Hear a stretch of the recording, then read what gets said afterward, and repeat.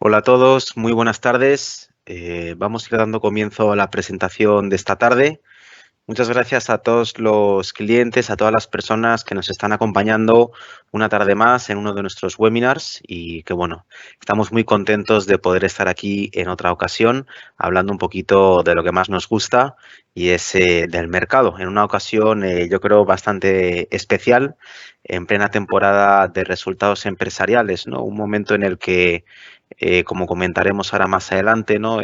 Hay, digamos, muchas dudas sobre la capacidad de crecimiento de la economía, de las empresas, en un entorno de presión en los márgenes por la inflación y también de transición monetaria y un poquito de recrudecimiento financiero, ¿no? Como todas las tardes, nos está acompañando aquí César Romero, nuestro jefe de research. Hola César, ¿qué tal? ¿Cómo estás? ¿Nos escuchas? ¿Qué tal, Jaime? Te escucho bien. Fenomenal, César, muchísimas gracias. Y nada, unas pequeñas palabras de introducción para quienes se conectan por primera vez. Nosotros somos Renta 4 Sociedad Agente de Bolsa, somos filial de, bueno, somos una sociedad agente de bolsa constituida en el Perú hace ya 7 años, autorizada por la Superintendencia del Mercado de Valores y registrada ante la Bolsa de Valores de Lima. Adicionalmente, somos filial del Grupo Bancario Español Renta 4, es un banco de inversiones con casi 40 años de trayectoria, listado en la Bolsa de Valores de Madrid, con más de 60 oficinas comerciales repartidas entre España, Luxemburgo, Perú, Chile y Colombia, ¿no? Por último, ya contamos con la confianza de cerca de 110.000 clientes y unos 27.000 millones de dólares en activos administrados.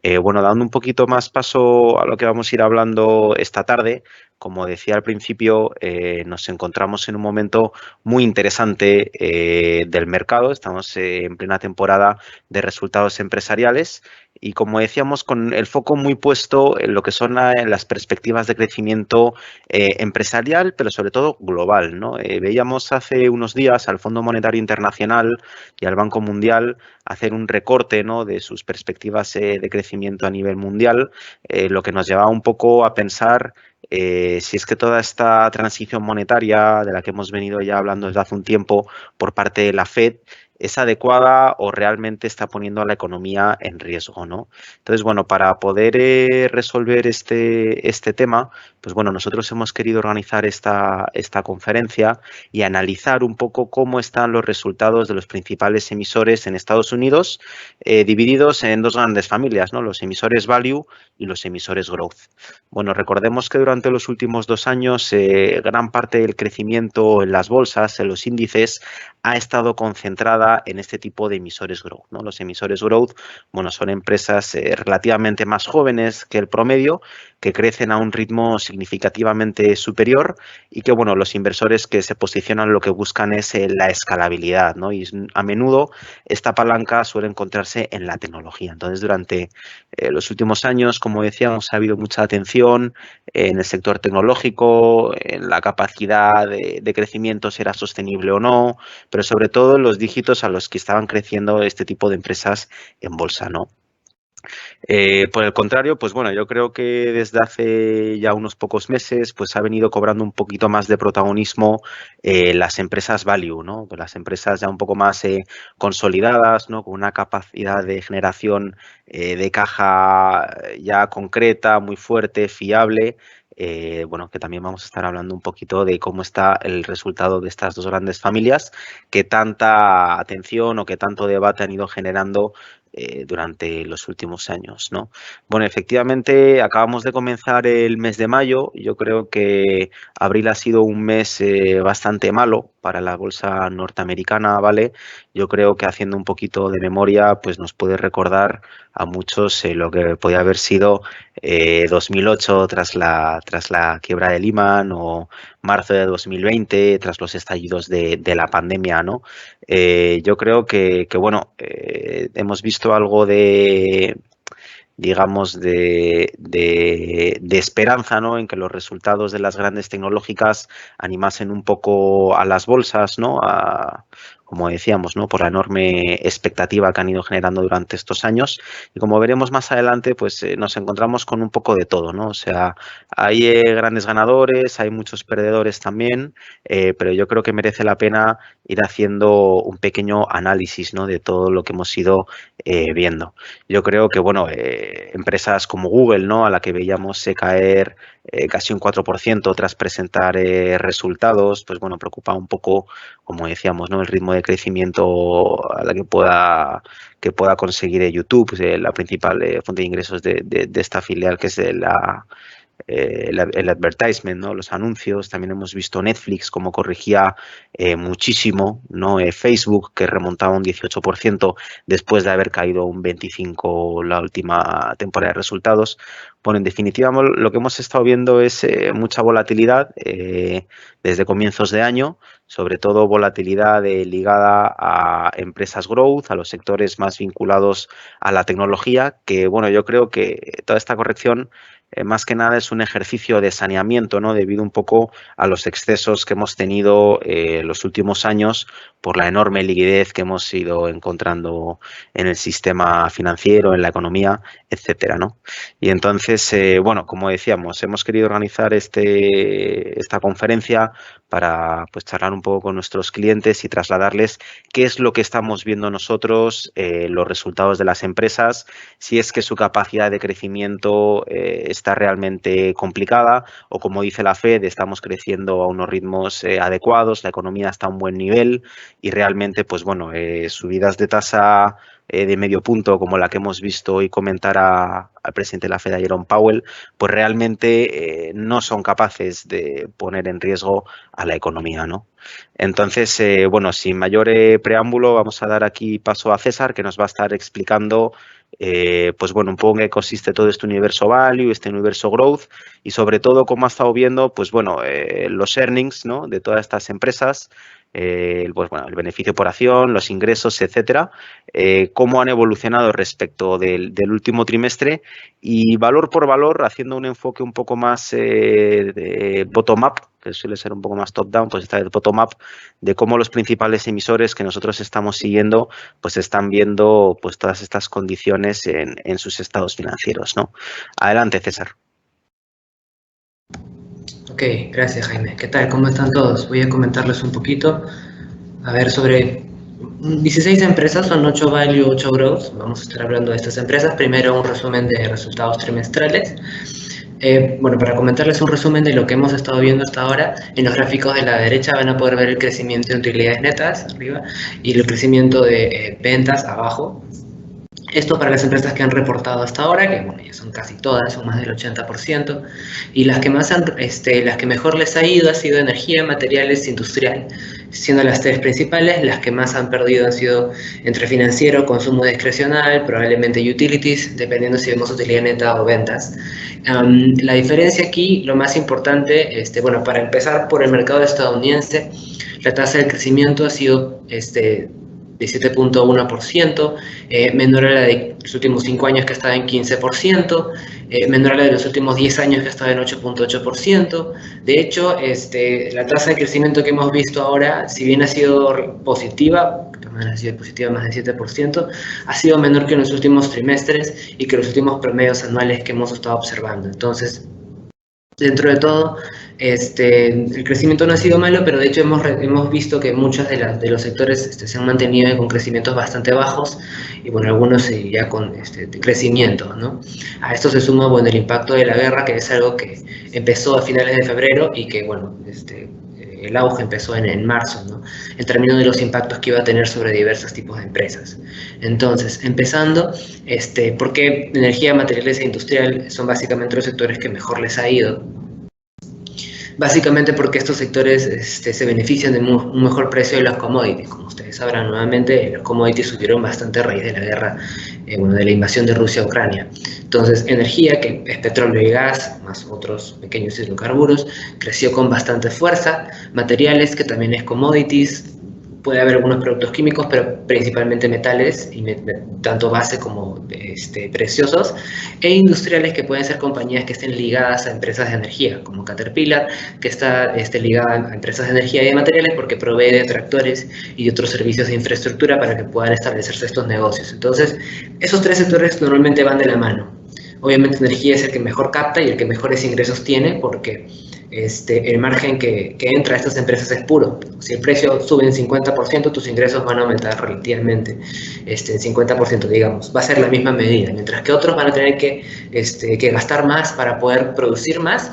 Simplemente el incremento del precio hace que aumente en gran medida el ingreso de las empresas de energía. Entonces, es por eso que ese ingreso es flujo directo para los márgenes y flujo directo para el EBITDA. Entonces es por eso que tanto en revenues como en earnings es el sector que mejor le ha ido, energía. Bueno, comentando los net profits, las utilidades netas, vemos una figura un poco distinta, porque bueno, en este caso estamos viéndolo interanualmente, siendo Real Estate, Information Technology, Financials, Utilities y Materials lo que mejor les ha ido. Dentro de todo, ¿por qué les ha ido mejor? Porque, bueno, estamos viendo un panorama de subida de tasas que lo que tendría que hacer para el sector financiero es mejorar el spread entre la tasa activa y la tasa pasiva. Tiene un impacto que es de dos puntos. En el corto plazo, el sector financiero se va a ver impactado porque, bueno, la subida de tasas reduce el gasto que va a tener una economía, ¿no? Aumenta el ahorro, pero disminuye bastante el gasto, disminuye los préstamos. Entonces, ese es un efecto negativo sobre las ventas, digamos, de una empresa bancaria, pero a mediano y largo plazo va a tener un efecto positivo por el hecho de que van a poder cobrar una mejor tasa, ¿no? O sea, la tasa activa, que es la tasa del préstamo, sube mucho más rápido de lo que podría subir la tasa de depósitos, digamos. En el caso de una subida de tasas, el spread que va a haber se va a ensanchar y va a ser mucho más veloz la subida de la tasa activa, porque lo pueden controlar directamente los bancos, mientras que van a tener cierto demora en la tasa de depósitos, porque, bueno, de esa manera también mejoran bastante los márgenes dentro de la misma empresa. Entonces, bueno, eso es uno de los que mejores le va. De hecho, ha caído un poco, la barra gris está sobre la barra azul. Básicamente esto por el tema de la guerra, que ha generado que muchas empresas tengan impairments, o bueno, que declarar un buen monto sobre provisiones, porque si por ejemplo se congelan los activos rusos por $1.000 millones de un banco como Citigroup, esos $1.000 millones tienen que Citigroup proveerlos de algún lugar, provisionarlos, mejor dicho, porque no van a poder ser invertidos, porque están congelados, ¿no? Entonces, de esa manera, por eso es que ha caído. En el caso de Information Technology hay bastantes presiones negativas. La cadena de suministros es uno de los principales, la crisis de chips es otro de los principales, y bueno, en general la subida de tasas también es algo negativo. Sin embargo, vamos a ver, después les voy a comentar que sí hay ejemplos de empresas tecnológicas que les ha ido mejor por un negocio bien particular, que es el negocio de la nube, es decir, Cloud Infrastructure, en donde las empresas destinan una inversión para poder generar mayores plataformas y aplicaciones en la nube que van a beneficiar a otras compañías que pueden digitalizarse, ¿no? Lo que estábamos viendo ya desde el 2020, pero que continúa subiendo, y algunas empresas incluso se aceleran más de lo que ya estaban. Eso es lo principal con respecto a los reportes de empresas como básicamente el S&P. Ahora vamos a hablar principalmente de las value. Vamos a dividirlo por sectores, primero empezando por el sector bancario. JP Morgan es un banco que ha tenido en general, bueno, tiene alrededor de $7.000 millones en su cartera de valores durante el trimestre. Representa un avance con respecto a trimestres anteriores. Algo importante es que ellos han tenido que destinar reservas por la invasión de Rusia de $902 millones de dólares. Ahora, esto de aquí genera justamente eso, que hay una pérdida de caja, es decir, hay un menor monto que ellos pueden destinar a la inversión. Y eso lo podemos ver también en el impacto que tiene sobre los precios, ¿no? La primera parte de la izquierda es un lead o una tesis sobre cómo le está yendo a JP Morgan. La parte de abajo es el precio, es decir, cómo ha fluctuado el precio desde que empezó el COVID, la caída dura de marzo, una recuperación en base a un mejor negocio en el sector tecnológico, bueno, y en general un mayor gasto y un mayor consumo. En la parte de la derecha un gráfico que simula más o menos una perspectiva, una foto de cómo le va a JP Morgan, y por la parte de abajo los earnings. En los earnings, fíjense en el punto que dice 13, que es revenues. Estos son las ventas, y el que está debajo, que es net income. Esas dos son las principales, EPS también, que son la utilidad por acción. Ahora, dentro de lo importante aquí es que de hecho van a tener una pérdida en 2022. Esa pérdida en 2022 se va a dar por las reservas que ellos han tenido que mantener, razón por la cual, a pesar de que el revenue ha sido positivo, el net income ha sido negativo, porque en el net income tienen que poner los impairments y poner gastos otros que corresponden no al negocio, sino a motivos particulares como justamente las reservas por la invasión de Rusia. Los mercados de capitales se mantienen sobreestimados, es decir, igual hay mayor trading. El resultado de los mercados capitales ha superado el de la industria en un 7% también, o sea, tiene un 7% y el promedio era de 0. El crecimiento dentro del mercado de acciones ha sido 17%, FICC es Fixed Income, Commodities y Currencies, que son otros negocios, en particular renta fija, de commodities y de tipos de cambio o FX, que también ha subido un 16%. Ha reducido un poco en términos de banca de inversión, que justamente el impacto también acá incluye Rusia. Entonces, básicamente esto, hay un impacto a corto plazo que le afecta el tema de las tasas, como mencionaba. A largo plazo eso debería tender a voltear. Ahora, de hecho la caída ha sido relativamente pronunciada, ha estado en abril casi en sus mínimos del último año, básicamente tanto por la guerra por Rusia como la subida de las tasas, que es negativa en el corto plazo y en el mediano plazo es positiva. Bueno, la volatilidad macro que todavía vemos va a contribuir al crecimiento del sector FICC, Fixed Income Commodity Currency, a lo largo del tiempo. Bank of America, a diferencia de JP Morgan, ha tenido si bien el movimiento de la acción ha sido similar, tiene una estrategia diferente, mientras que por un lado JP Morgan está destinando una mayor base para poder provisionar por el tema de la guerra con Rusia y está tratando de mantener su capital elevado. En el caso de Bank of America estamos viendo un desarrollo un poco distinto. Si podemos ver en el gráfico de la derecha hacia abajo, los earnings, el EPS ha sido positivo de más del 7%, es decir, la sorpresa, mejor de lo esperado, el net income también, básicamente porque el impacto que han tenido sobre la guerra con Rusia ha sido bastante menor. Han ganado un poco menos que el año anterior, 7.770 millones de dólares versus 8.050 millones de dólares.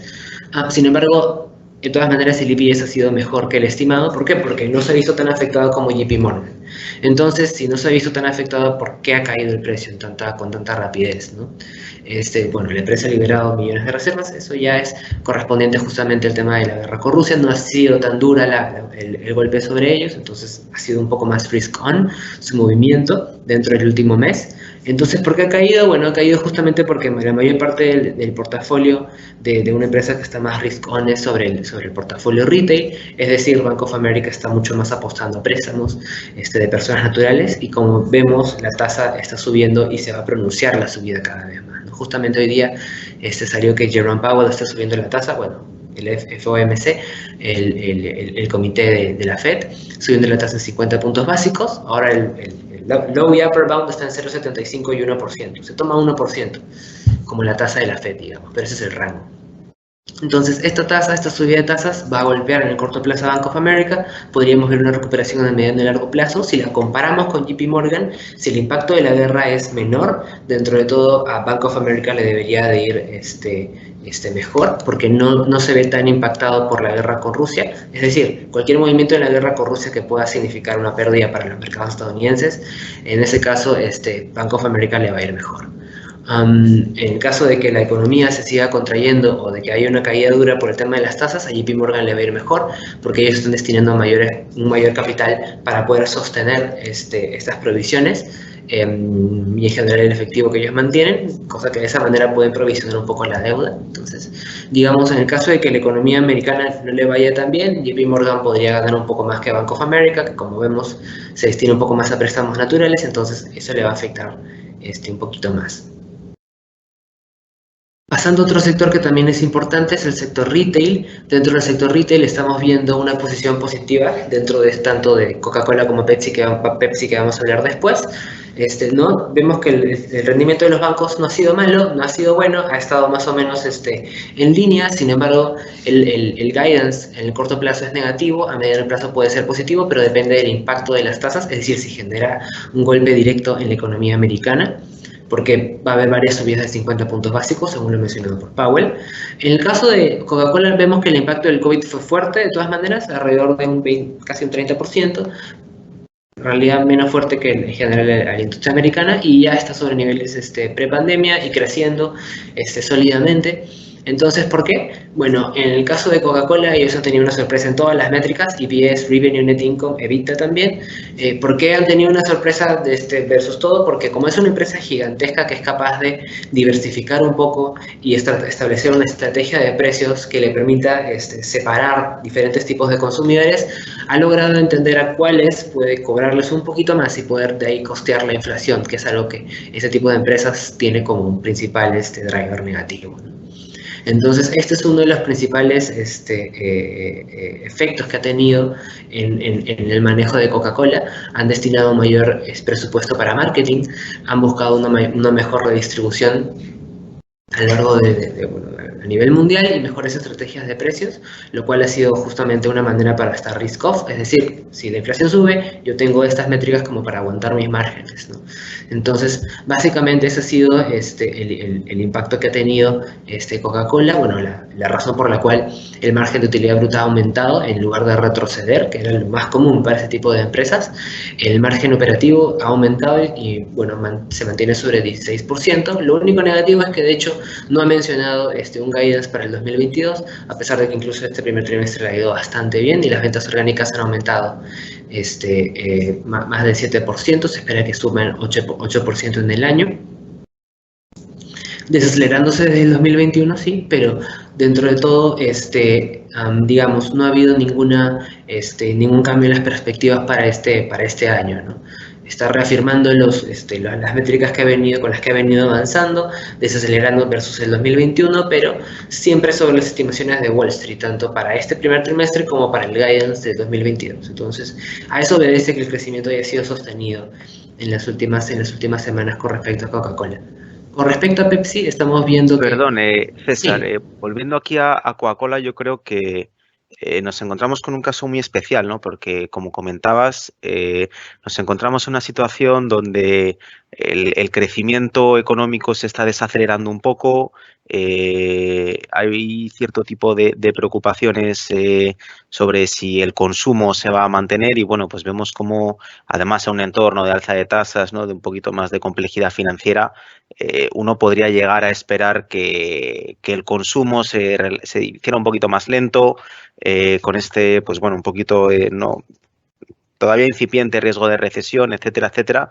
Pero bueno, sin embargo, vemos que en el caso de Coca-Cola, yo creo que es un muy buen ejemplo cómo un consumidor o un inversor puede llegar a refugiarse en este sector buscando este tipo de emisores, ¿no? Pues con una cuota de mercado muy fuerte, con un conocimiento de su mercado de su mercado y de su consumidor muy desarrollado y poder, como dices, no tratar de mantener o de mejorar los márgenes, todo lo que pueda. ¿Es algo que podríamos esperar del resto del sector o es algo particular de Coca-Cola por su posición dominante?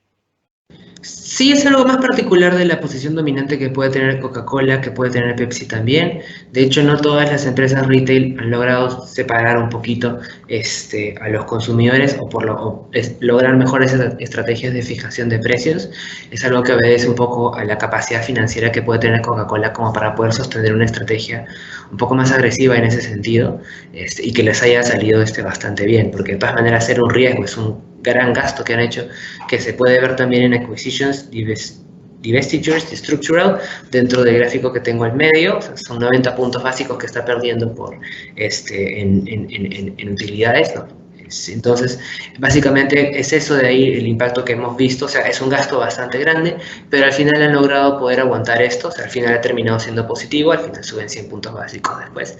Entonces, sí vemos que la estrategia les ha funcionado. No es que vaya a tener que funcionarles a todos, pero a los más grandes es más sencillo que funcione porque tienen mejor espalda financiera, pueden aguantar mayores gastos y de hecho pueden segmentar mejor a sus clientes también.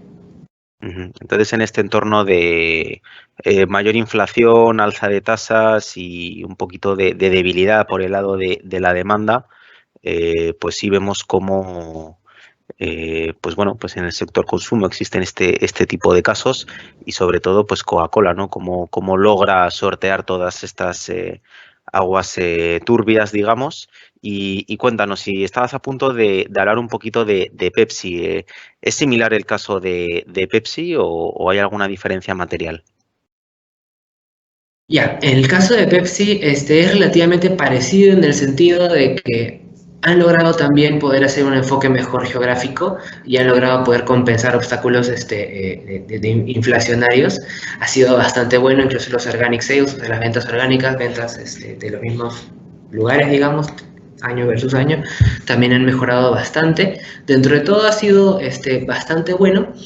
Los problemas que pueden tener ellos es que de hecho, sí han tenido un tema particular con las cadenas de suministros. El negocio de Pepsi tiene un poco más de porcentaje dentro de mercados como el chino, por ejemplo, que puede ser un poco más complejo por el tema de suministros y un poco más complejo también por los cierres que ha tenido la ciudad de Shanghái y varias ciudades costeras de allá. Entonces, no les ha beneficiado tanto como Coca-Cola, han tenido un impacto menor ahí por ese lado. Por otro lado, por el lado negativo, ¿no? Y por el lado positivo, hay una menor variación dentro de la flexibilidad de la demanda de estos productos. O sea, ¿qué quiere decir esto? Lo que quiere decir es que pueden predecir mejor cómo va a ser el comportamiento del crecimiento de la venta en snacks y bebidas. Eso que, o sea, ¿cómo hacen eso? ¿O para qué sirve, digamos? Normalmente tú tratas de estimar eso en base a la demanda que tú estás observando, ¿no? Si la demanda es fácilmente predecible, o sea, fácil de predecir, tú puedes saber más o menos cuál va a ser tu target. Entonces, dentro de esto, ellos han logrado capturar mejor esta variable, por lo cual han podido mantener un guidance e incluso generar un crecimiento ahí. Estimaban antes 6% para el 2022, ahora va a ser 8%. Entonces, básicamente eso termina siendo bastante positivo como mercado para Pepsi, mejor que Coca-Cola. Ahora, puede haber un impacto más duro si es que hay más cierres de COVID en China, sí. ¿Cómo están las últimas, la última data de los contagios? Ya se ha reducido bastante, ya se ha restablecido la mayor parte de los negocios que se dan en Shanghái, incluso la planta de Tesla ya está operando también, por ejemplo. Entonces deberíamos de haber ahí un crecimiento que podría ser un poco más marcado en Pepsi, si es que vemos que China ya no vuelve con lockdowns duros y marcados, ¿no? Entonces por ahí sería.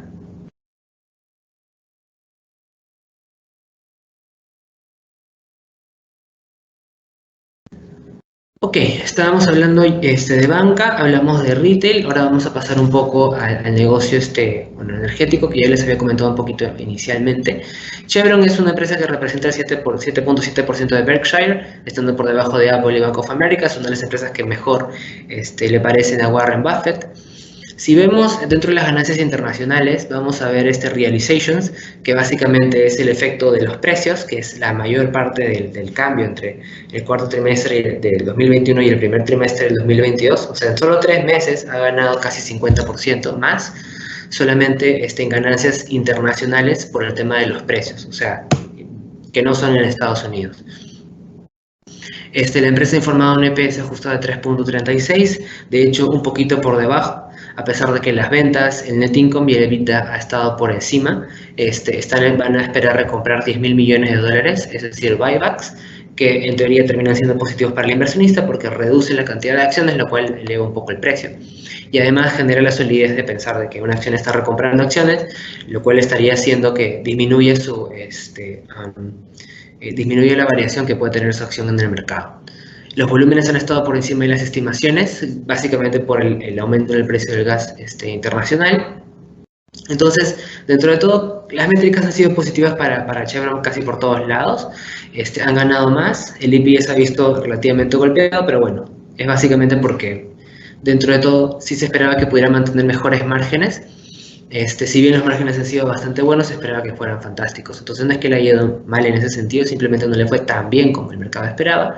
Pero entre todos los volúmenes se han mantenido bastante bien, y algo en particular que pueden tener estas empresas y que ya he visto que Exxon lo está haciendo y Chevron lo va a hacer es mantenimientos.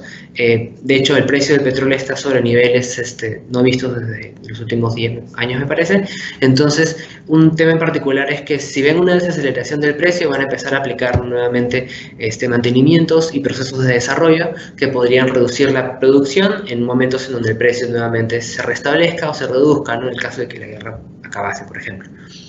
y bueno, las medidas de restricción terminan por reducirse. Entonces, esa es una medida que ellos han estado contemplando tomar dentro de los conference call que mantienen, ¿no?, en cada trimestre.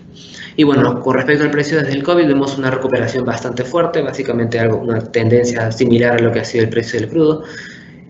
Bueno, el precio del crudo se ha movido con más rapidez, de hecho, porque igual hay un apalancamiento que han tenido que pagar tanto Chevron como Exxon como la industria en general cuando el precio estaba en mínimos, ¿no?, durante el COVID.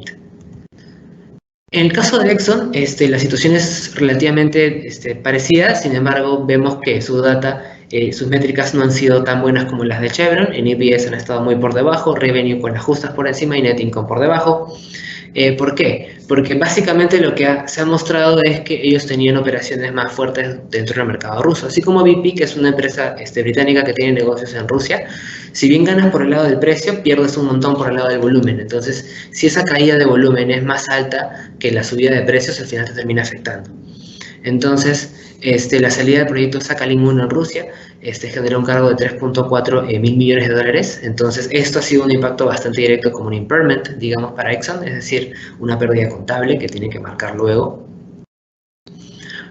Por esto es que el flujo de efectivo, porque tienen que destinar gastos para para esta devaluación por la salida del mercado ruso, genera que el flujo de efectivo sea menor con relación a lo esperado por el mercado, lo que genera que el EPS sea más negativo también. Han elevado el programa de recompra de acciones, estimando que el precio del petróleo pueda continuar en estos niveles, algo parecido a lo de Chevron en ese sentido. Entonces, dentro de todo, en EPS ha estado parecido a Chevron. En recompra de acciones buybacks está parecido a Chevron en términos de tamaño. Lo negativo con esto es que con Exxon es que el negocio que tiene en Rusia. Entonces, si es que vemos una salida un poco más suave o menos dura para los mercados en geopolíticamente dentro de Rusia y de Ucrania, podría beneficiarle a Exxon. En el caso de que continúe esto un trimestre más, probablemente Chevron tenga la ventaja justamente por el porcentaje que tiene de inversiones a lo largo del mundo, ¿no? Chevron es un poco más fuerte en Europa occidental como mercado internacional, ¿no? Entonces, eso con respecto al sector de petróleo. Vamos a pasar con un sector que depende un poco del sector de petróleo también, que es el sector de aerolíneas, y en general sector de aerolíneas, aeronaves, y de motores, que básicamente no solamente son las aerolíneas, sino las empresas que proveen de motores y de productos tecnológicos a las aerolíneas. Empezamos con United Airlines, que ha sido una de las mejores empresas en reportar en el mercado en este primer trimestre. No en términos de resultados, porque como vemos está todo por debajo, EPS por debajo, revenue por debajo, net income por debajo, solamente debido a un cachito arriba, pero igual negativo. Entonces, ¿por qué ha subido tanto? Porque si vemos el precio, desde marzo del 2022 hasta la fecha, ha subido en más de 20%. ¿Por qué ha subido tanto? Básicamente ha subido por el guidance que han dado, ¿no? A diferencia de otras empresas, como veíamos antes, como Coca-Cola, que no querían dar nuevos guidance, mantenían el que tenían, y otras empresas que pueden dejar de emitir un guidance por el miedo, que vamos a ver después, sobre algunas variables coyunturales como Amazon, por ejemplo, que les voy a comentar. En el caso de United Airlines ha sido bastante positivo y enfático en que van a llegar otra vez a métricas positivas en RASM, que es una métrica que indica los ingresos por milla que tiene cada asiento. Esa métrica podría ubicarse sobre los niveles pre-COVID para el año, para el siguiente trimestre. Esa es básicamente la estimación. Si vemos el gráfico que está al medio de la derecha, ese es RASM, que justamente es ingresos por milla, que es una variable importante para las aerolíneas, del 2019. Si vemos UAL, que es el segundo indicador, vemos que prior, o sea, antes del reporte, estaba en menos 1.6. O sea, en este año debería de caer. Pero vemos que el nuevo indica que debería de crecer en 7.5, y para el tamaño que tiene United Airlines, ese cambio ha sido súper fuerte. No va a ser la segunda que más va a crecer versus 2019.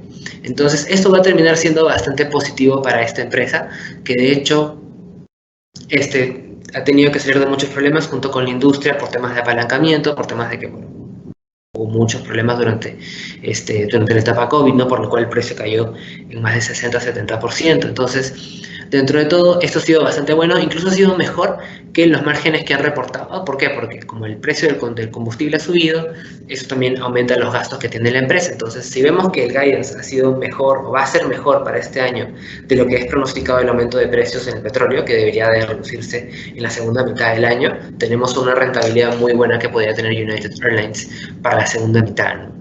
Es probable que el mercado se anticipe un poquito, ya de por sí ha recuperado más de 20%, le queda alrededor de un 50% para recuperar versus niveles pre-COVID. Una empresa que produce bastante para United Airlines y para las demás empresas del sector es Boeing, que es una empresa relacionada con motores, con turbinas, y en general ellos son los que ensamblan las aerolíneas que venden a las aerolíneas, las aeronaves que venden a las aerolíneas, y bueno, principalmente Boeing ha tenido una rentabilidad muy por debajo de lo esperado, muy negativo, a diferencia de United Airlines. El guidance de Boeing es pésimo, y bueno, ¿por qué todo es tan malo con Boeing? Porque si bien se esperaba que el tema, Boeing tiene varias unidades de negocio, la principal es la comercial, sí, pero tiene otras unidades que son, por ejemplo, defensa, que son las aerolíneas, bueno, las aeronaves que ellos venden al Estado norteamericano, fighters jets, que son justamente para el sector de defensa militar de Estados Unidos. Este sector cayó incluso más de lo que cayó el sector comercial. El sector de defensa cayó 24% en el último trimestre, cuando debería de ser uno de los sectores que mejor podría aguantar la caída del flujo de ventas por el tema de las aerolíneas, por el lado comercial. Entonces, esto es lo que terminó impactando nuevamente en el precio, que estaba recuperándose, llegando a casi $250, nuevamente está sobre 150, su mínimo ha sido cerca de 100, entre 9 y 98. Entonces, dentro de todo le ha pegado el tema de que no han podido recuperarse en el lado de la defensa, por el lado del sector defensa, y ya tenían un sector comercial que estaba bastante golpeado, ¿no? Tiene un flujo de caja libre que para el primer trimestre ha sido de menos 3.6 mil millones, en comparación con un consenso de menos 2.9 mil millones, es decir, están gastando más todavía y están perdiendo más de lo que se estimaba que iban a perder. Entonces, dentro de todo tienen una mayor deuda, tienen mayor gasto, tienen menores ingresos, todo ha sido relativamente negativo para la compañía. Entonces, bueno, ¿por qué? Porque no solamente son las aerolíneas, sino también es el sector defensa que le está yendo mal ahora.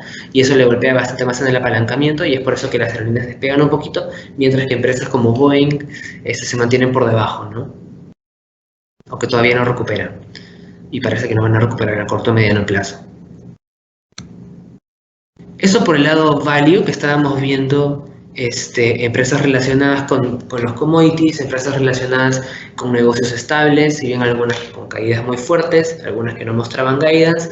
Dentro de todo hemos visto sectorialmente un movimiento bastante distinto. Ahora vamos a pasar a growth, que es un sector un poco más parecido, digamos, es una estrategia un poco más parecida, un poco más homogénea, porque todas tienen un componente de crecimiento bastante bueno relacionado con la tecnología.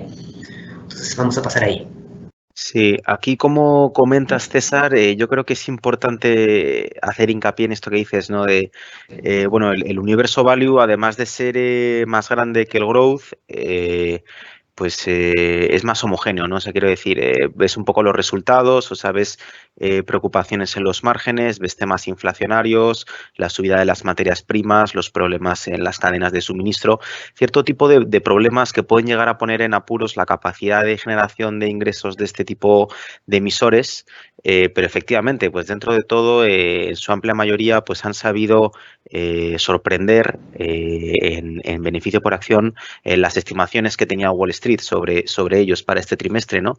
Y si vemos un poco su comportamiento en bolsa, vemos que desde los máximos de noviembre del año pasado, los máximos del Nasdaq y del S&P, pues si vemos el IVB, ¿no? Que sería este ETF, ¿no? De iShares, que lo que replica es el universo value, vamos a ver que prácticamente está plano, ¿no? Desde los máximos de noviembre. O sea, a pesar de toda esta enorme corrección que hemos visto en los mercados, pues vemos que todo este universo value dentro de todo ha corregido, sí, pero desde los máximos de noviembre está más o menos plano, lo cual, pues oye, nos hace un poco preguntarnos, bueno, y entonces todas estas caídas que hemos estado viendo en los índices, el Nasdaq, el S&P, sabes que para el mismo periodo pues es algo más del 20%, bueno, cercano al Al 19% exactamente, ¿no?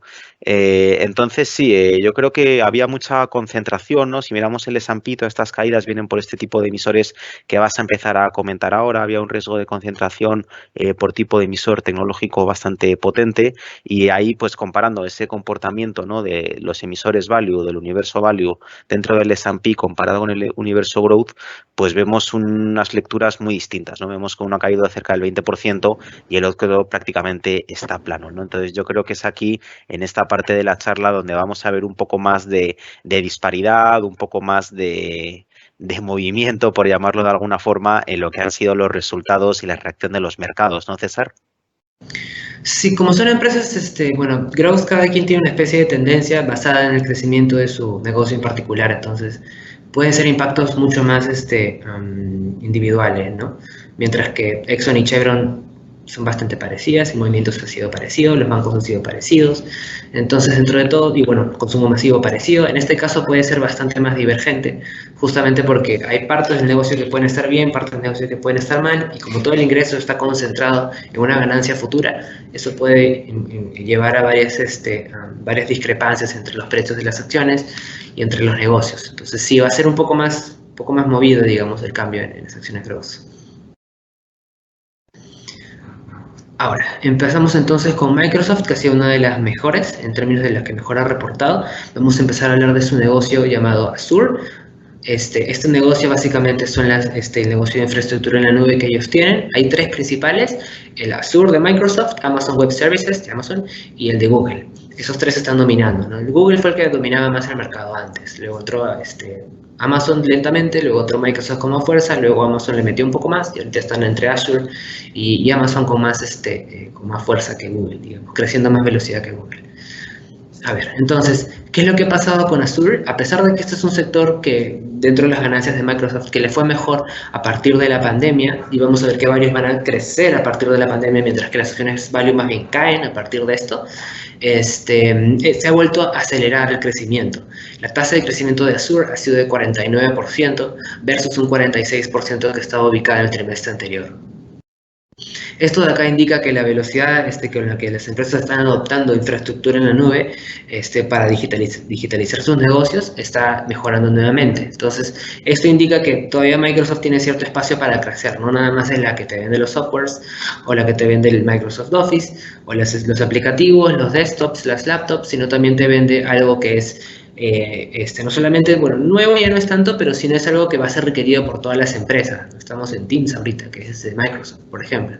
Entonces, básicamente esto de aquí corresponde a un negocio que Microsoft ha sabido entender bien. Y es por eso que ha crecido bastante a raíz de la pandemia. Si bien ha caído, y esa caída ha sido desde noviembre del 2021, es una caída que justamente, como mencionaba Jaime, lo vemos dentro del mercado. Todos van a tener una caída relativamente parecida, pero la de Microsoft va a ser bastante más leve que otras. Entonces, bueno, esto de aquí con respecto a Microsoft, que de hecho su reporte ha sido mucho mejor, ha tenido sorpresas en tanto EPS, Revenue, Net Income y EBITDA. Azure ha sido una de las grandes razones por las cuales les ha ido mejor, tanto como la última adquisición de Nuance, que ha sido el 4 de marzo, que también ha impulsado un poquito, digamos, inflado un poquito las métricas ahí, pero dentro de todo ha sido bastante positivo. Pasando un poquito con Amazon, Amazon ha tenido un crecimiento por el lado de Amazon Web Services, ha sido lo único bueno que ha tenido, digamos, en este último trimestre. Es la razón por la cual el crecimiento del S&P pasa de 2 dígitos a 1 dígito intertrimestre, en el último trimestre.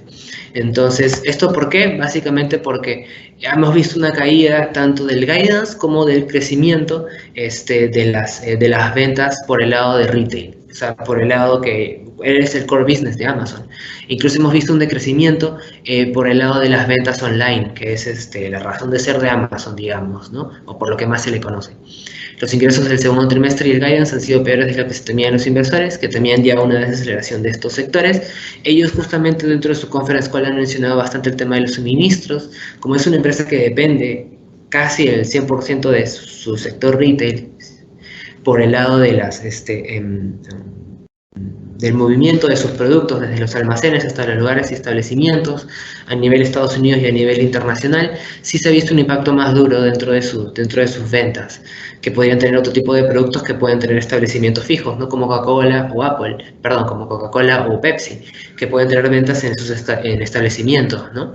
Y que pueden establecer fijación de precios porque son productos suyos. En el caso de Amazon son productos de terceros, que están también influenciados por el tema del precio de la inflación. Entonces, Amazon no puede controlar tanto todo este flujo de ventas desde que se produce el bien hasta que se vende, como lo pueden hacer otras empresas que tienen un poco más de verticalidad ahí, o sea, que controlan más de los puntos de los principales negocios dentro de los principales pasos o procesos dentro de la producción a la venta de un bien. Entonces, algo interesante también es que, bueno, los precios de combustible también les afecta bastante porque ellos se encargan del envío, entonces son los golpes en el lado de los márgenes por los precios de combustibles, golpe por el lado de las ventas porque hay menores suministros y eso indica que hay una menor oferta y a pesar de que hay una mayor demanda no van a poder cumplir con toda la demanda. Entonces hay menores ventas, menores márgenes, todo eso le ha golpeado bastante el precio y es por eso que la vemos en un mínimo anual, ¿no? Igual por niveles sobre COVID porque se incrementó bastante, pero esa subida también corresponde un poco a la subida de Amazon Web Services, que junto con Azure fueron de los principales durante el COVID, principales en digitalizar las empresas a nivel mundial. Entonces, es por eso que hemos visto un impacto bastante duro, que cayó 14% el último viernes, a raíz de esa caída de los ingresos y del guidance, que ha sido bastante negativo, ¿no? La tercera empresa correspondiente al sector de la nube está Google. Google ha tenido un entorno macroeconómico bastante volátil. El principal riesgo es la publicidad digital en general. Bueno, el problema que ha tenido es con YouTube, básicamente, que ha reportado por debajo de las estimaciones de Wall Street. Han tenido menores ventas de los esperados por comparaciones interanuales que han sido complicadas porque el año pasado les fue genialmente bien y lo vemos con el crecimiento de los precios, llega alcanzando su máximo en noviembre del 2021, que era el doble de lo que se ubicaba la empresa en pre-COVID. Entonces, ha sido un crecimiento bastante fuerte. Y bueno, dado que hay una participación mucho más grande de videos en formatos cortos que todavía no monetizan al mismo nivel que los videos grandes, hay una presión bastante fuerte sobre los márgenes y bueno, sobre los resultados en general, sobre las ventas en ese sentido también. Entonces, tienen que reestructurar un poco este negocio. Vamos a verlo en otra acción también después, que también tiene que reestructurar un poco su negocio. En ese sentido, ellos tienen la disyuntiva de si aumentar más anuncios. No, o sea, dentro del mismo video, aplicando, digamos, hay ciertos tiempos en los cuales después de un momento viene un anuncio, viene otro anuncio, viene otro anuncio. Eso puede ir cambiando porque si son videos cortos, van a tener que aplicar más en un video que puede ser de 1 o 2 minutos, aplicar alrededor de 15 a 20 segundos de ads, que es un montón. Entonces, básicamente, ¿cómo lo llevarían a hacer o cuántos ads serían? A veces son unos, a veces son dos.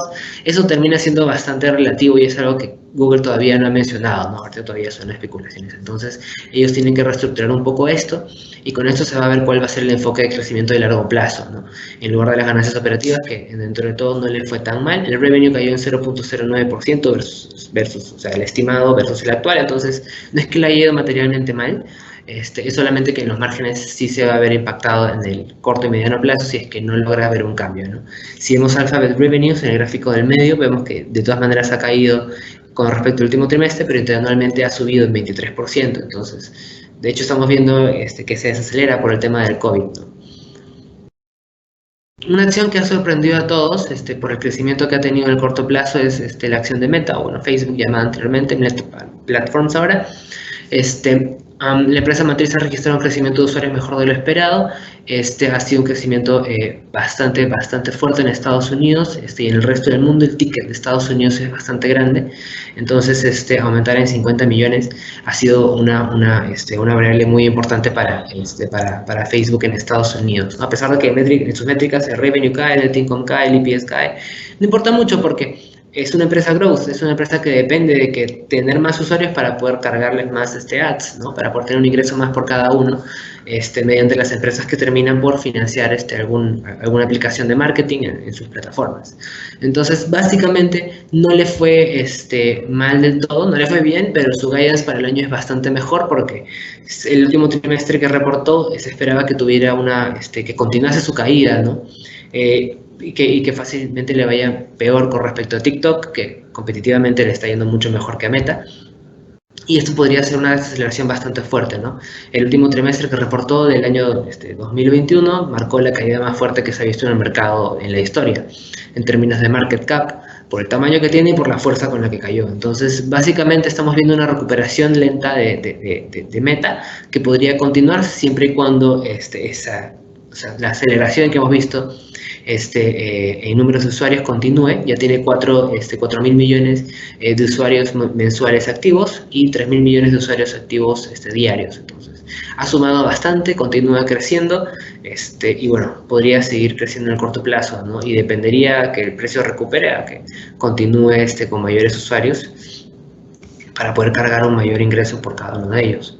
Una empresa parecida, bueno, que depende un poco de Facebook también, es Twitter, cuya razón principal por la cual ha subido, a pesar de que ha tenido resultados negativos nuevamente, ha sido básicamente por el bid o por la oferta que ha tenido Elon Musk de comprar las operaciones de Twitter. Para poder comprar las operaciones de Twitter está teniendo no solamente que vender acciones de Tesla, sino también tiene que establecer un préstamo sobre las acciones que él mantiene en Tesla, más funding que va a tener de principales bancos, y además dinero que está saliendo del bolsillo del mismo Elon Musk. Entonces, ya se ha notado cómo sería el crecimiento. Ese crecimiento ha sido bastante bueno, está por debajo del estimado que era $52. ¿Cuál es la razón? Y un poco algo negativo para Twitter es que la gerencia o el directorio ha aprobado con demasiada rapidez y unánimemente esta adquisición. Entonces podría indicar que el estimado del guidance para la empresa había sido ya de por sí malo para el año. Si vemos el revenue per quarter, se ha reducido con bastante fuerza, ubicándose cerca de los niveles de inicios del 2021. Entonces, es como si parte de toda la subida por el COVID, la mitad de la subida del COVID, lo hubiera perdido en solamente un trimestre. Entonces, esto podría impactar bastante en los resultados que podríamos ver en el corto o mediano plazo, ¿no? Antes de que Elon Musk pueda hacer algún cambio fuerte o medular sobre esta estructura, ¿no? Vamos a ver que muchas de estas empresas van a reestructurar un poquito sus ingresos para poder sostener los ingresos que ya mantenían durante el COVID. Bueno, Twitter es otro ejemplo de esto. Otro ejemplo de esto es Netflix. Netflix ha tenido una caída bastante dura, parecida un poco a la caída de Facebook. En este caso, porque los suscriptores ya no solamente no han crecido o crecieron en menos medida, sino que ya han empezado a decrecer. Se ha reducido en 0.2 milios, o sea, 200.000 personas han dejado de ser suscriptores de Netflix, y se estima que para el segundo trimestre van a ser 2 millones más que van a salir. No es un monto tan grande de los más de 200 millones que tienen, no es grande, pero la perspectiva cambia bastante porque esto indica que los ingresos o los estimados de los ingresos van a ser cada vez menores, porque esto podría continuar y podría acrecentarse la caída de los suscriptores. Entonces, ellos tienen entonces en ventas ellos han caído, por un lado, y esto más que nada, no solamente por el tema de los suscriptores, que es algo relativamente nuevo, sino por el tema porque no está sosteniendo el mismo cash flow que ellos están invirtiendo. Esto es una empresa que gasta con bastante fuerza, efectivo, para poder sostener los nuevos productos que están sacando, las nuevas propuestas, las nuevas películas, series, etc. Entonces, al final, lo que necesita hacer Netflix es o bien tratar de generar un nuevo ingreso en base al uso compartido de contraseñas, es decir, si una segunda persona usa la contraseña de una primera persona, debería de pagar algún adicional por eso. O bien poner publicidad en la plataforma, ¿no? Ellos también tienen que reestructurar su negocio si quieren mantener el precio que mantenían durante el COVID. Antes del COVID estaba en $300, durante el crecimiento del 2021 llegó a 700, más del doble, y ahora ha caído por debajo de esto. ¿Por qué? Porque los suscriptores es un tema bastante importante, porque puede crecer y puede acelerarse este crecimiento, sobre todo por la mayor competencia que tienen de Disney, de HBO y otras plataformas que están saliendo. Otra empresa que es también bastante importante y que ha sido bastante interesante el movimiento de la acción es Apple, porque vemos que ha tenido un crecimiento en términos de lo reportado, tanto en EPS, Revenue, Net Income y EBITDA, y aún así el precio de la acción ha caído. ¿Por qué? Porque nuevamente no estamos sujetos al resultado del trimestre, porque a Netflix no le fue mal tampoco, sino al guidance que están dejando para el año. Ellos van a tener un problema muy fuerte de suministros, dado que la mayor parte de sus iPhones se requieren de chips, y estamos viviendo una crisis actual en el mercado de chips, por lo cual va a haber una menor oferta de iPhones, y no solamente eso, sino que de hecho es un mercado bastante reducido en Taiwán, Foxconn siendo uno de los principales suministros de chips para Apple. Entonces Podríamos ver complicaciones debido a la dificultad que pueda haber entre los suministros de Taiwán, lo enviado de Taiwán hasta Apple, ¿no? Entonces, esa es una caída bastante fuerte que podría tener Apple y por lo cual el precio ha caído bastante a pesar de que reportó mejor. Y bueno, eso es un poco lo más importante. Los ingresos por servicios han estado en línea. Los ingresos por servicios son el ingreso, por ejemplo, de iTunes. Y Wearables también ha estado bastante bien. Que son dos ingresos relativamente nuevos, que son dos ingresos que recién he empezado a meterle un poco más de punche a Apple, ¿no? El previo ya era el de venta de iPhones, que es el más conocido. Y de, bueno, desktops. Una empresa bastante importante también, que ya no necesita reestructurar el negocio, básicamente es Tesla. Más bien ellos reestructuraron el negocio inicialmente, sus métricas han sido altamente positivas, la acción ha caído, pero ha caído, digamos, por el trato que hay entre Elon Musk y la compra de Twitter, porque va a tener que vender una participación, que de hecho eso ya se descuenta sobre el precio de la acción, más los préstamos que ha adquirido por el precio, o sea, por acciones que él tiene en Tesla. Entonces, si vende... entonces va a vender y si el precio cae sobre una medida en particular va a tener que vender un poco más. Entonces esto termina impactando al precio de la acción, que más se ha visto afectada por eso que por el negocio mismo, que como mencionamos le ha ido bastante bien, ¿no? La subida que tuvo en marzo del 2022 fue gracias a eso. Ahora, ellos mantienen un margen de 19.2% versus General Motors de 6.1% y Ford que es 7.8%. ¿Por qué tienen tan alto este margen? Porque ellos tienen el negocio desde el inicio, desde la creación de los chips, tienen megafábricas, ya van 3, la primera que fue en China, la segunda que ha sido en Texas y la tercera que ha sido en Berlín. Esas 3 fábricas no solamente incorporan la creación de sus autos, o sea, el ensamble de los autos, sino están desde la creación de los chips que van a estar en la tabla o en la pantalla de los autos, de los Teslas. Entonces, básicamente es por eso que ellos no caen tanto y tienen mejores márgenes que las otras empresas, porque ellos controlan todo el negocio de inicio a fin, entonces el impacto es bastante menor. Y es por eso que pueden absorber bastante también la subida de la inflación, porque tienen un margen que lo puede contener, ¿no? Y bueno, las paras que ha tenido Shanghái han sido bastante, se ha reducido bastante, ha sido bastante fuerte en el primer trimestre y aún así las ventas han estado relativamente fuertes. Esperan duplicar las ventas que han tenido en Shanghái y mantener un crecimiento de entrega de vehículos de 50% anualmente en el mediano plazo, que justamente corresponde a un 100% del trabajo en Shanghái, en Berlín y en Texas, ¿no? Donde ya se sitúa la compañía actualmente.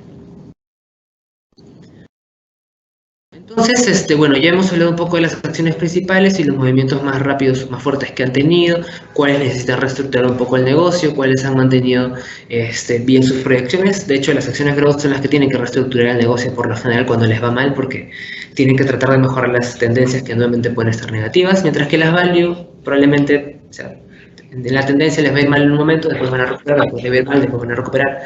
Entonces ahí no habría mucha complicación, digamos. Si pierde un banco, mucho lo tiene que cambiar más que su estrategia crediticia, su portafolio de inversión. Más que nada eso. ¿No? Energía no tendría que cambiar tampoco mucho. Estrategias en el sector consumo, básicamente fijación de precios, que es lo que hemos visto.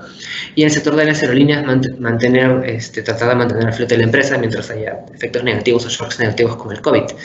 Son las growths las que tienen que hacer un gran movimiento.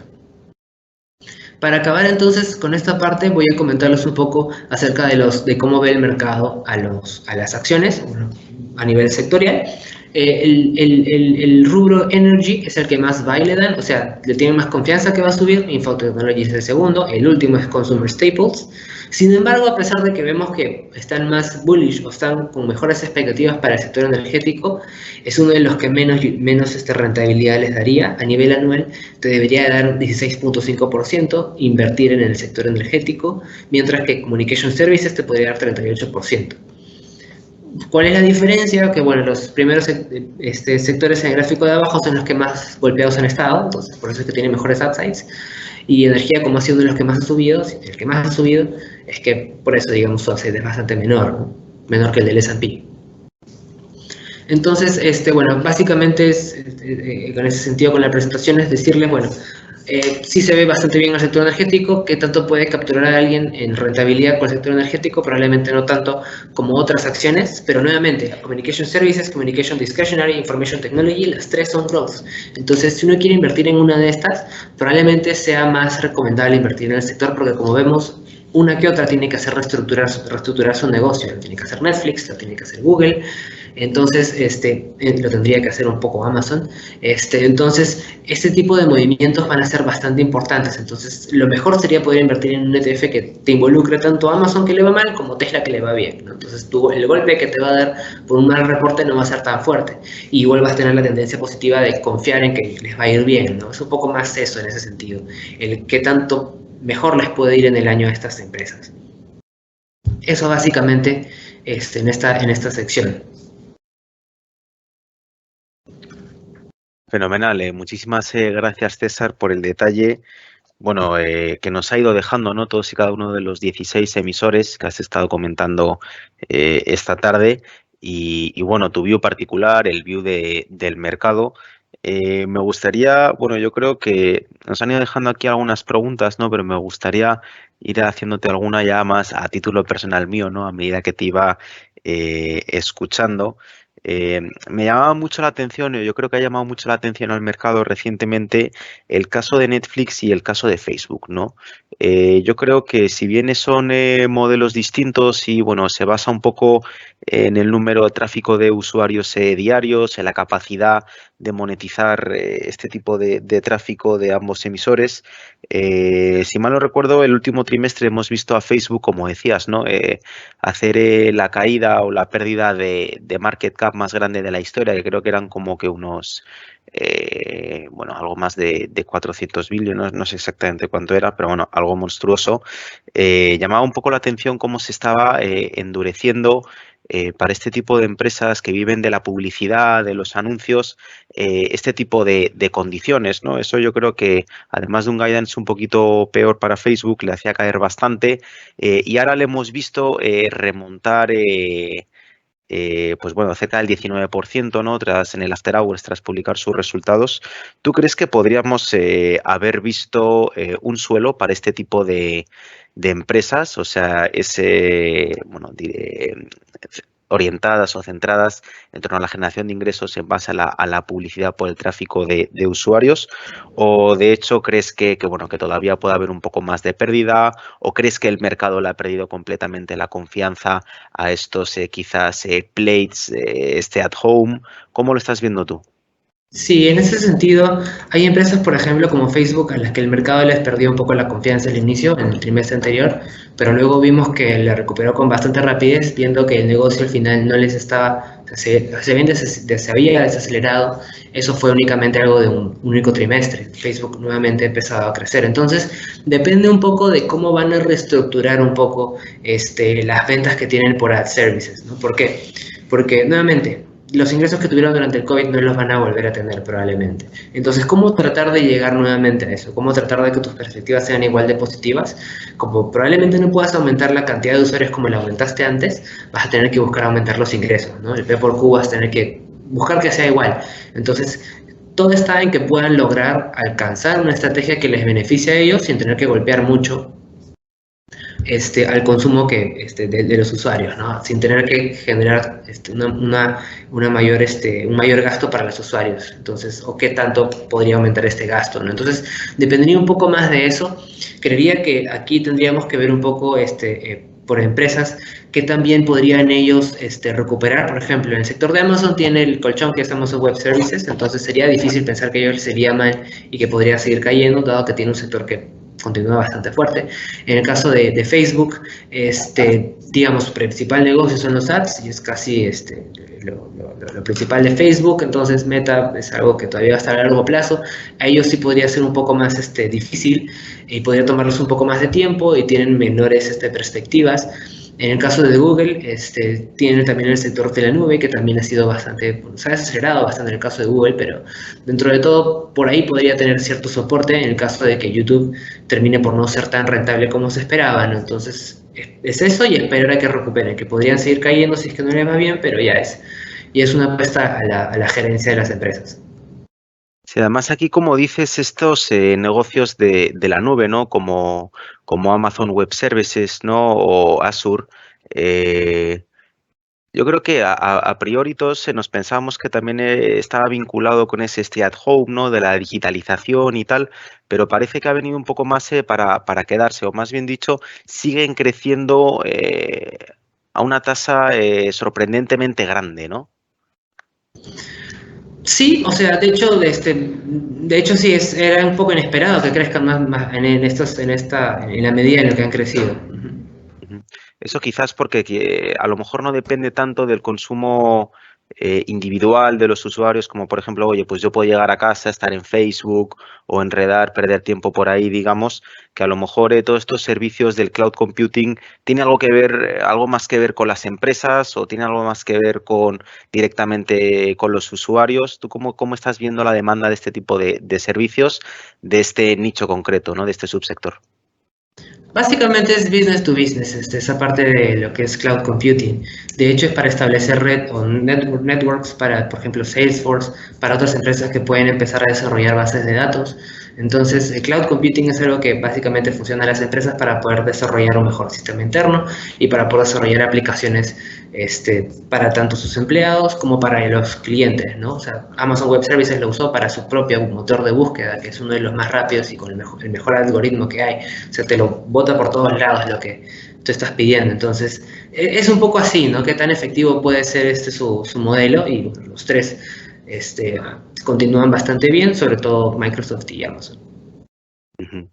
Fenomenal. Hay otro de los casos que has comentado que yo creo que también viene generando mucha expectación, mucho seguimiento, quizás algo de culto en el mercado, es el de Tesla. Yo creo que Tesla nos está acostumbrando trimestre tras trimestre a batir las expectativas, ¿no? Tanto en deliveries como en la capacidad de crecimiento. Yo creo que es algo espectacular, sobre todo.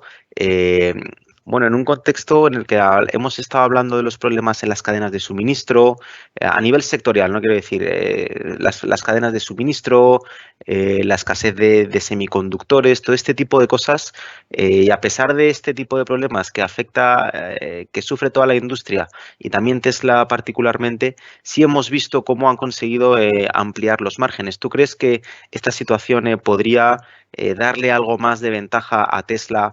¿O podría hacer una distancia más larga con el resto de sus competidores? Sí, la integración vertical que ellos tienen es brutal. Lo único que le falta es tener la mina para poder sacar litio de ahí. Después de eso, toda la demás parte de la integración vertical es de ellos. Y justamente así lo hicieron desde el 2012 con su primer modelo bueno, para el consumo de personas con altos ingresos. Entonces, digamos que por ese lado les pegó los márgenes al inicio y poco a poco comenzaron a empezar a integrar y al final tienen ya un modelo completo que les permite tener mejores márgenes y estar casi siempre por encima del mercado, ¿no? Ujú. Sí, efectivamente, yo creo que eso, ¿no? Nos está sorprendiendo cada vez más Tesla, los resultados son realmente buenos y ahora pues en esta situación de dificultad que tiene un poco la industria y ellos han sabido sacar todo este provecho a través de la integración vertical, van a seguir aumentando las diferencias porque vemos un poco, pues eso, ¿no? Que los competidores ya estaban un poco trabajando en ello. Por ejemplo, sí sabemos que en China Tesla era el principal productor, pero que Europa todavía era un mercado dominado, digamos, por BMW, por Volkswagen, en torno a la fabricación de vehículos eléctricos, ¿no? A ese tipo de demanda. Pero también le estábamos viendo abrir gigafactorías, ¿no? Varias, aumentar toda su capacidad. Yo creo que el trabajo que están haciendo es realmente bueno, ¿no? Y cualquier inversor que tenga ahora mismo posición en Tesla, yo creo que podría estar tranquilo con el futuro de la compañía. No obstante, siguen llamando un poco la atención los múltiplos saltos que tienen respecto de la industria. ¿Tú esperas que se vayan reduciendo con el tiempo o crees que va a seguir marcando tanta diferencia? Bueno, tendría alguien que alcanzara a Tesla, que lo veo difícil en el corto o mediano plazo, ¿no? Y de hecho la gente está pagando ese diferencial, no solamente por Tesla, sino por Elon Musk, que también es un caso aparte, digamos, un movimiento muy particular que puede tener él sobre su propia acción o sobre otras acciones. Entonces, Ujú. digamos que a corto plazo probablemente no, a largo plazo dependería de qué medidas pueden tener otras empresas o qué tanto apoyo pueden recibir por parte del Estado para poder alcanzar o crecer en un negocio en el cual las energías renovables van a ser o deberían de ser más recurrentes, ¿no? Sí, hay un poco este tema de los subsidios del Estado y tal, Si mal no recuerdo, en otros webinars hemos estado comentando cómo en varias geografías estaban próximos a agotarse. Creo que en Estados Unidos ya habían terminado, en Europa estaban próximos a agotarse y en China estaban pensando si los renovaban. ¿Tú crees que hay mucho upside por ahí todavía para la industria? ¿O ya es algo que vamos a empezar a ver menos con el tiempo? Creería que es algo que podríamos ver un poco menos ya en el tiempo. De hecho, me parecería que sí por el momento, pero igual es algo que podemos, o sea, que podría cambiar en torno a los gastos que mantienen el gobierno para este tipo de sectores. Es algo que todavía tendríamos que ver con las nuevas administraciones, digamos. Mm. Habrá que ir viendo cómo se desenvuelve, ¿no? Al final este tipo de programas pues suelen tener una duración, una cuantía limitados, ¿no? Y al final pues es eso, ¿no? Cuando están próximos a agotarse, ven si es que las renuevan por la misma cuantía, las amplían, las reducen o directamente las eliminan, ¿no? Entonces tampoco se trataría tanto de ponerle fe a que los distintos gobiernos de varias regiones del mundo quieran seguir subvencionando este tipo de producción, sino más bien confiar en la capacidad de mejora de márgenes, de ampliación de cuota de mercado, etcétera, como estamos viendo recientemente con Tesla. Fenomenal, César. Una última pregunta que te quería hacer yo antes de leer algunas que nos están dejando aquí, y es sobre, ya volviendo más al lado value, sobre los bancos. Yo creo que llama un poco la atención cómo se han estado comportando los resultados de este trimestre de los bancos comparado con el último trimestre o los dos últimos trimestres. Y me explico, ¿no? Yo creo que en marzo, ¿no? Pues sí estábamos viendo un poco con este sentimiento no, con el escenario de alza de tasas, ¿no? Y menor volatilidad por las alzas de los mercados y tal, una mayor moderación, digamos, en lo que son los mercados de capitales. Se veía un poco en la industria como lo que es la banca comercial o la banca de consumo podía llegar a estar mejor posicionada para este 2022 que lo que es esa banca de inversión, ¿no? Es decir, pues bancos como JP Morgan o como Wells Fargo o como Bank of America, un poquito mejor posicionados que, por ejemplo, pues un Goldman Sachs, un Morgan Stanley. Y de lo que hemos visto es un poco distinto, ¿no? O sea, al final ha habido muchos ingresos por las partes de trading, de Morgan y de Goldman, y sobre todo por la parte de los bancos comerciales, con este tema de la guerra y tal, un poco más de provisiones, ¿no? Que era un poco algo contrario a lo que habíamos visto antes, que era liberación de las provisiones de cuando el COVID, y ahora estamos viendo cómo, pues bueno, según la exposición que puedan tener a Rusia, Ucrania y a toda esta área, vuelven a hacer un poco las provisiones. Entonces, ¿tú crees que, dicho esto, cabría esperar que se revierta un poco ese play de que banca comercial está mejor posicionada en este escenario que la banca de inversión? ¿O simplemente hemos visto, bueno, cómo durante este trimestre no han salido las cosas como se esperaba en temas de volatilidad en los mercados y del crédito del consumo? En ese sentido, o sea, de hecho hemos visto un impacto por la guerra con Rusia que ha sido transversal a muchas acciones. Con la que no le ha afectado tanto es Bank of America, pero a Citigroup le ha afectado, Wells Fargo le ha afectado también a JP Morgan. Entonces, dentro de todo hemos visto, sí, por un lado que ha caído por ese lado del investment banking. Lo positivo para este sector de consumo, bueno, de banca de consumo, es que de hecho a largo plazo el mayor porcentaje que van a poder tener de ingresos por el tema del aumento de tasas podría generar un crecimiento versus los niveles que habían visto en los trimestres pasados. Entonces, por ese lado podrían recuperar. Ahora, tendríamos que ver qué tanto puede afectar a la economía el impacto de la subida de tasas en el corto plazo. Se subió 50 puntos. En el caso de que este impacto pueda ser un poco más duro, sí podríamos ver un impacto más certero en estas empresas. Pero o sea, al final del año, digamos, podría ser mejor para el sector de consumo. Todo dependería de qué tan dura es la subida de tasas para la economía, ¿no? Si logra descarrilar el crecimiento, pues estaríamos viendo más trading, más investment banking por ahí. Si vemos que el crecimiento se sitúa, o sea, continúa positivo, ¿no? Que no hay recesión, digamos, podríamos ver que el lado de consumo masivo, bueno, de consumo retail sería mejor, ¿no? Se iría mejor. Ok, fenomenal. Gracias por estas aclaraciones de las dudas que me van surgiendo durante tu exposición, César. Vamos a ir leyendo algunas de las preguntas que ya está corriendo aquí el reloj. Nos estaba preguntando Fernando Yáñez, ¿no? Que para empresas que no están actualmente en ese análisis que has estado presentando, ¿qué tipo de factores recomiendas tener en cuenta, ¿no? ¿Qué elementos analizas tú? ¿Qué múltiplos? Por ejemplo, temas del PER, si es que tú lo ves igual a lo mejor en empresas value que en empresas growth, el tema del reparto de dividendos te parece algo relevante en el universo value, algo como la beta. ¿Qué tipo de variables tú dirías que sueles mirar dentro del universo value y dentro del universo growth para la toma de decisiones? Sí, por el lado value, lo mejor es el P/E ratio, el price to books, que es el P sobre B, dividend yield, porque es algo importante para estas. Podrías ver un poco el cash flow también, que es un poco más importante para las growth, pero también podrías verlo para las values. Por el lado de múltiplos, esos son los más importantes. Si quieres revisar algo un poco más, aparte de múltiplos, sería comparar márgenes, margen bruto, margen EBITDA y margen neto, que es importante tener en cuenta. Dependiendo de la empresa puedes ver los ratios, los ratios de actividad, que es la rotación de la caja, la rotación de activos, la de inventarios, y bueno, la de cuentas por cobrar comerciales y cuentas por pagar comerciales, ¿no? Que te dan un ciclo de efectivo, que te dan cada cuánto está recibiendo dinero por la venta que está realizando la empresa. Entonces eso podría ser para las value. Para las growth tenemos que buscar métricas un poco más a largo plazo, ratios, o sea, márgenes no te va a servir mucho, te va a servir el EV to EBITDA, o sea, te va a servir también el apalancamiento neto, porque son empresas que normalmente están bien apalancadas, te va a, o sea, que es usando el EBITDA de los últimos 12 meses, de todas maneras, te va a servir la deuda sobre el patrimonio, que es una otra variable, otra medición del apalancamiento.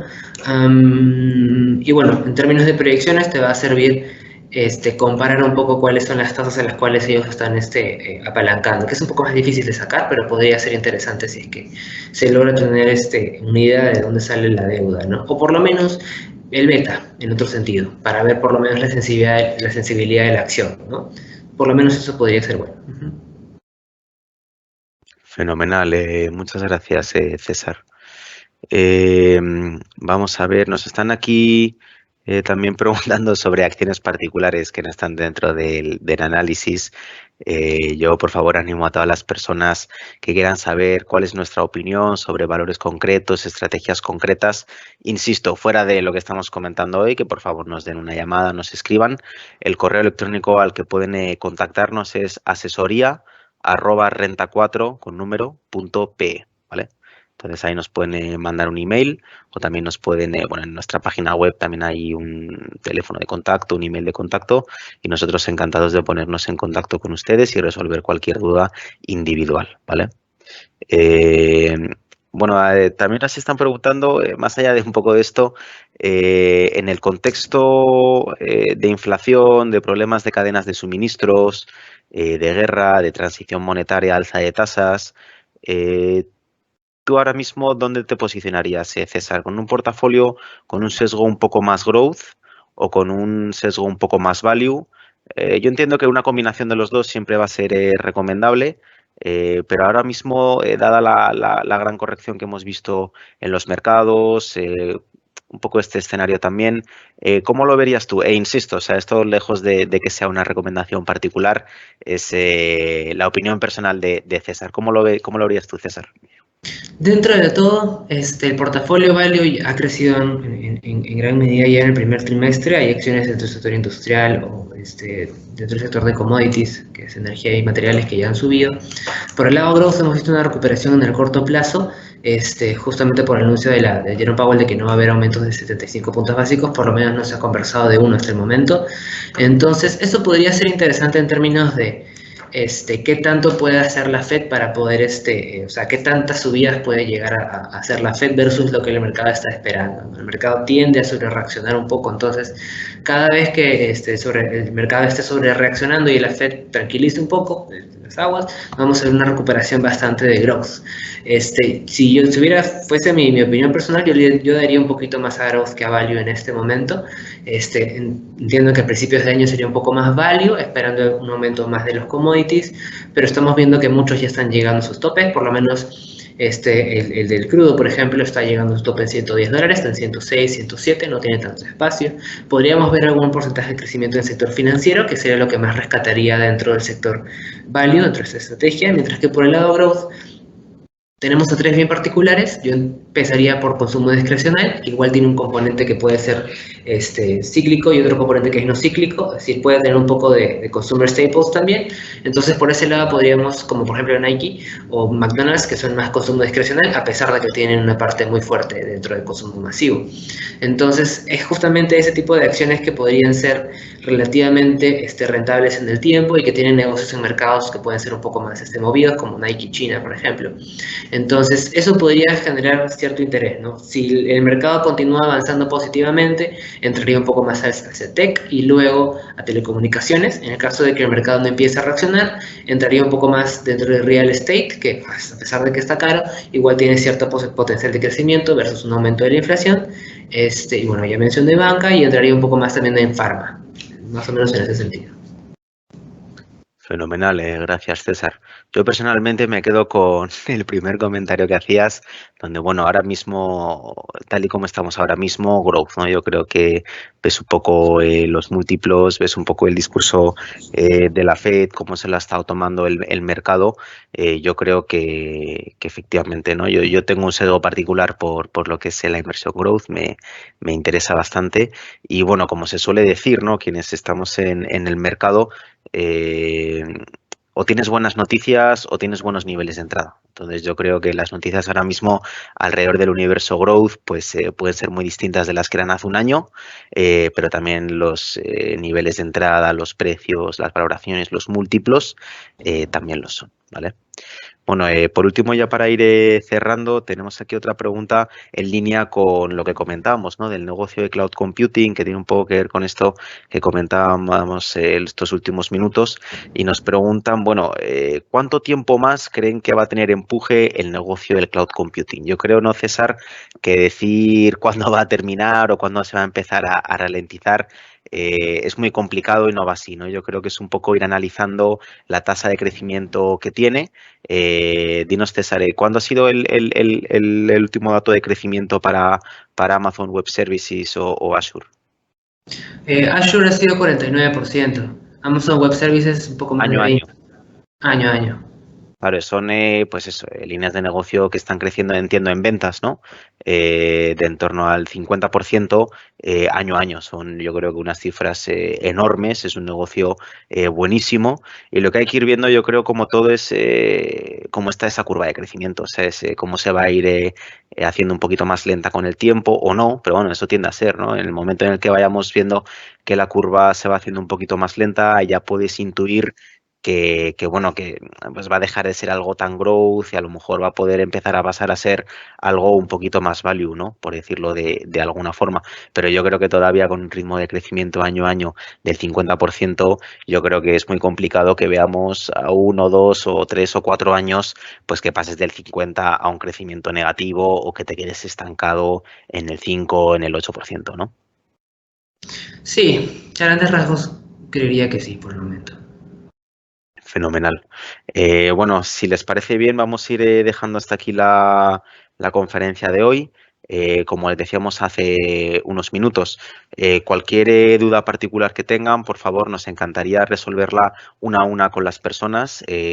Por favor, pueden encontrar nuestro teléfono de contacto en www.renta4.pe o escribirnos al correo asesoría@renta4.pe o contacto@renta4.pe. Nosotros, bueno, las vamos a ir recibiendo y desde el equipo de asesoría nos vamos a ir poniendo en contacto con cada uno de vosotros, pues bueno, para charlar, para resolver cualquier inquietud y tal, ¿no?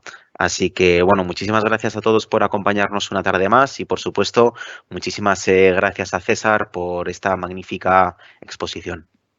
Gracias, Jaime, gracias a todos ustedes. Estamos para otra ocasión por aquí. Buenísimo, muchas gracias. Y bueno, a los que son aficionados del Real Madrid, una enorme enhorabuena por haber pasado a la final de París y haber ganado el fin de semana el título de Liga. Que sigan los éxitos. Que sigan los éxitos. Hasta luego, buenas tardes.